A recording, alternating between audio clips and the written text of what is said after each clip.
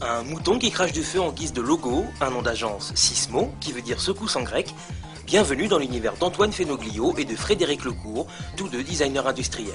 C'est à Milan que ces deux compères décident de monter leur propre affaire. 14 ans après, ils dessinent, ils créent et repensent des objets du quotidien. Découvrez l'itinéraire d'un duo inséparable, passionné, décalé, un brin secoué. Attachez vos ceintures. Alors les Sismo, vous vous êtes connus sur les bancs de l'école à Toulon pendant une formation sur le design. Aujourd'hui vous êtes inséparables, alors qu'au début vous vous regardiez un peu de loin comme des bêtes curieuses, c'est ça? C'est assez juste, ouais. Ouais, c'est ça. On s'est rencontrés à l'école. On a été, je crois, en phase juste le premier jour d'une rentrée dans un BTS. Et après, on s'est associés par pur intérêt. On en a parlé seulement quelques années après sur les raisons profondes qui ont fait qu'on s'est rapprochés pour bosser ensemble. Et c'est réellement à la fois une complémentarité de mode de pensée et en même temps une grande distance d'univers culturel, d'univers d'intérêt. Donc c'est à Milan que vous avez monté votre société Sismo. Est-ce que quand vous vous êtes revus donc à Milan, ça a mis du temps à se dessiner ou ça a été évident tout de suite pour vous? Ça a pris une matinée. On est tombé tout de suite d'accord sur le fait que ce qu'on voulait faire, c'était cette petite usine à projet, l'innovation de design, d'être entre créateurs et design industriel, de ne pas être ni une agence ni des artistes. Voilà, et ce mélange-là, il nous a paru très évident. Comment on pourrait qualifier votre univers? C'est quoi? C'est un peu de folie, de la fantaisie, c'est quoi? C'est de la pertinence et de l'impertinence.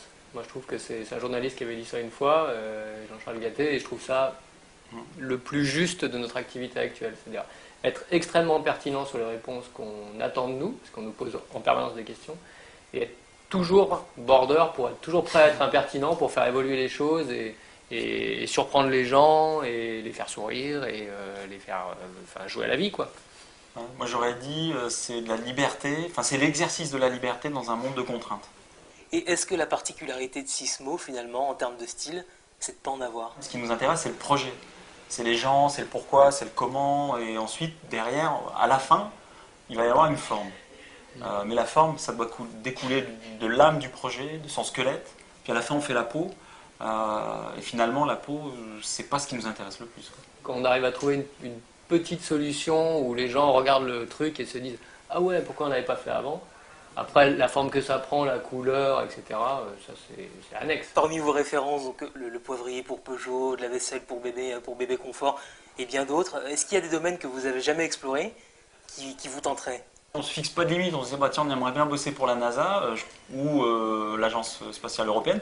Je pense qu'on y arrivera gentiment un jour, sans trop y prêter égard.